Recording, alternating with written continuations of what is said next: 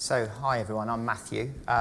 It's actually, I celebrated my 25th anniversary earlier this year, working in the law, working for law firms. And I'm married to a lawyer. My mum was a magistrate, can't get away. And I'm still here.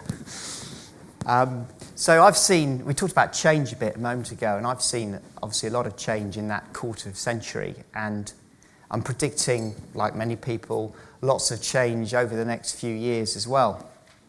I've only got 10 minutes, so I've got to really scrunch this down. And I also want to try to maybe look at this at a slightly different angle, more from the sort of business development professionals perspective. I know we've got a mixed audience here, but I think most of you are in BD in some form, and if not, you're a partner who has direct involvement in it. So I hope this will be more make this as relevant as possible.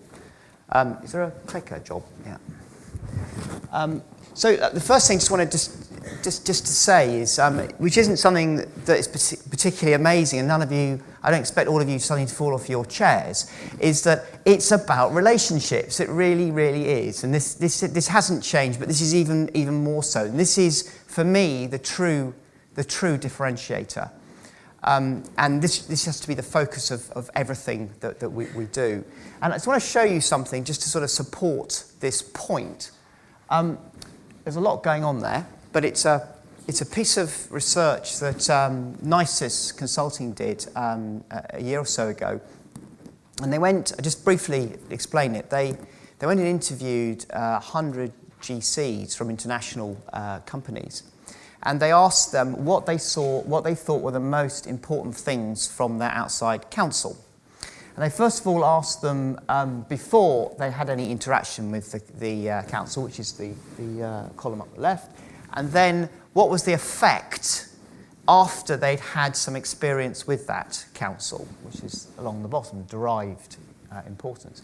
Then they assembled all the different observations that were made and grouped them into those 5 areas there: responsiveness, assurance, tangibles, empathy, and reliability.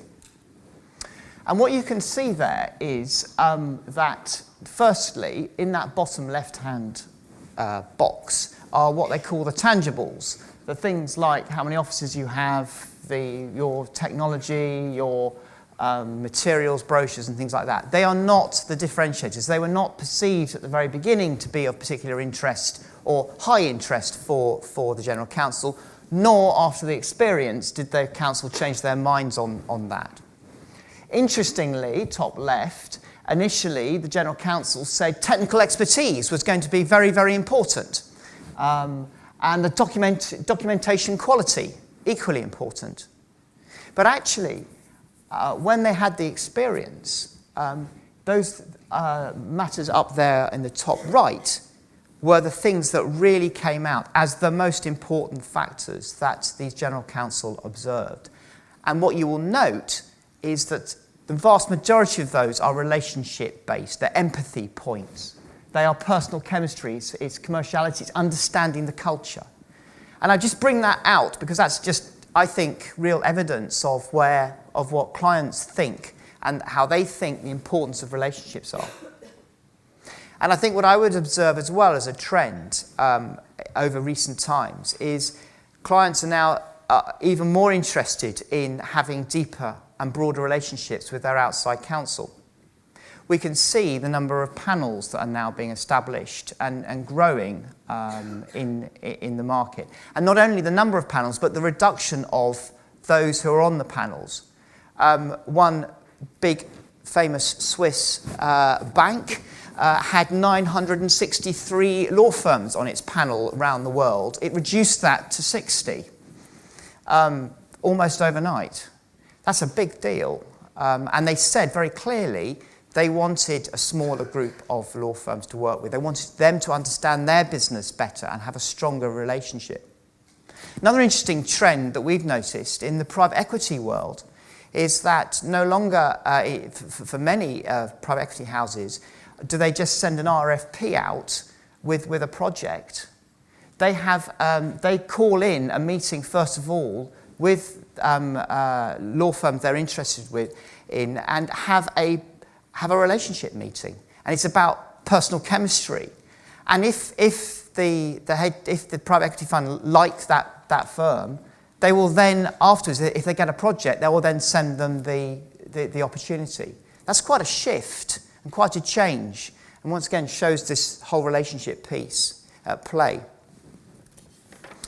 I think just in terms of how this affects us in BD, at this point in particular, is that there's a shift, and we'll talk more about this in a moment, towards much more of a focus on supporting the partners around the clients, getting much more involved in client management and understanding the clients. These CAM roles, these client account management roles, are growing.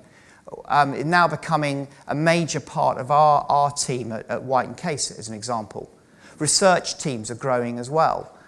We now have operations in Manila, in Tampa, as well as in London, of quite significant research teams who are helping, really looking at clients, at movements, at trends, to help the partners grow these relationships. Just one point to Jaap on commoditisation. Susskind wrote another book in 2012, actually, Tomorrow's Lawyers, you've probably seen, and he produced this diagram, which actually I think is quite a good way of showing how different work is compartmentalised and how there's this sort of shift, which I think you were talking about to the right, from the highly sort of bespoke work to commoditisation on the right. I put this up here because I say to my partners, you've got to understand your market. And I see too many pitches coming in and us pitching for work that isn't at the left where we want to be. It's over here. And we're not going to make any money on this.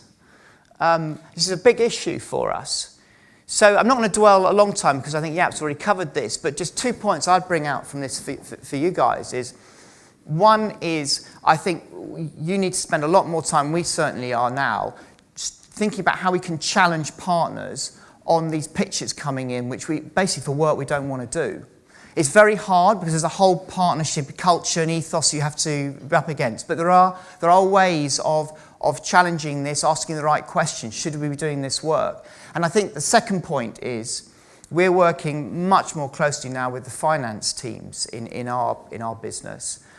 We have pricing models, and we now, which we use to help the partners, and we have pricing databases as well. And often for one piece of work, you might have one piece of work that has a number of these factors come into the single piece of work. So it could be due diligence, which is much more commoditized, and we have to have and the client will have a totally different approach as to who will service that, compared to the sophisticated, advice that's required in the thinking around the structures of the joint venture, which would be over on the left. And a different pricing model is required for that. And we work very closely now with the finance department in making sure we get the right offering and working with the partners around that. Value, this is the third thing I just want to mention. This is the hot subject, and I think this is just going to become more and more common, and you hear this word being used in the market. I've just put up there 2 examples, and honestly I could have found, I have literally dozens. I went to our pitch guys and I said, can you just show me some examples, some RFPs where we've been asked about value? And here's 2. The top one is very specific. Piece of disputes work, they want to know what our success rate is. I mean, that would not have happened, honestly, about 5 years ago. They would be very, very precise. They want to know what the score is. And an interesting one there, the second one, the investment account. This is quite common. I don't know if people have seen this, particularly amongst the sort of the banks. They are putting this in. Basically, the more you spend, bottom left, the more work they give you, the more they expect you to provide value-added services, training, secondments, whatever it is, and they measure it, and you've got to do what they want, and this whole sort of concept of value is quite interesting, and that it's gone, I think, from a sort of offensive to a defensive situation. So, sort of again, 10 years ago when we were doing pitches, some of this stuff was actually quite novel and innovative and different. It's not anymore. It's expected, and you've got to do it. And the way to differentiate and think of new ways is more how it impacts and supports the relationships. That's why you need to do the research and really get under the skin of the clients, is to think personally what will really help those individual clients. Is it thought leadership piece? Is it what is it that's going to affect them and help them? So on to our people. So very briefly, this is a diagram I came up with John Timperley at the Results Consultancy, who some of you may know. This is, the fundamental change has to happen in the BD departments. At the moment, far too much of the work we do is reactive. And I hear this all the time from partners. They say they like our people, but I want them to come up with ideas. They need to be more proactive. And when I have a group of BD people in a room and I say, put up your hands, what percentage of your time is it spent on proactive stuff? And I say, is it 10%? And you get a few hands up. 20%, and there's one or two. And then you get to 25% and it's virtually nothing. They sit there and they get hit by this barrage of requests from partners. And the tilt is far more too much in the reactive mode. So two things we need to try to do here. One is we need to try to get them thinking more proactively, and that is to this what's in it for me. So think about the partners. Think in the spare moments they do have, what would benefit the partners in their practice, and be confident and clear about coming up with ideas to help. And then if you are in reactive mode, how can you turn that into a more advisory situation? So if a partner rings up and says, I want to do a conference, don't just say, yes, no problems, I'll fix it, I'll come around to see you and all the rest of it. Is to think, actually, that's a good idea, but have you thought about A and B instead? There are alternatives. We don't necessarily have to spend that money. Be more advisory in the way you react. And that is a shift we're trying to make it in our team. One of the key things they'll say is time. Thank you very much. And they'll say, I haven't got the time to do this. And so I think, again, I'm not going to dwell along on this is the future. I know it's technology, but it has to happen. The accountants are doing it. We've got to get ourselves sorted. My firm does 6,500 pitches a year. It's unsustainable. It doesn't work. And our BD guys are stuck here being pitch bitches, excuse the French, but that's what they're doing, yeah? And we want them to spend the time on relationships.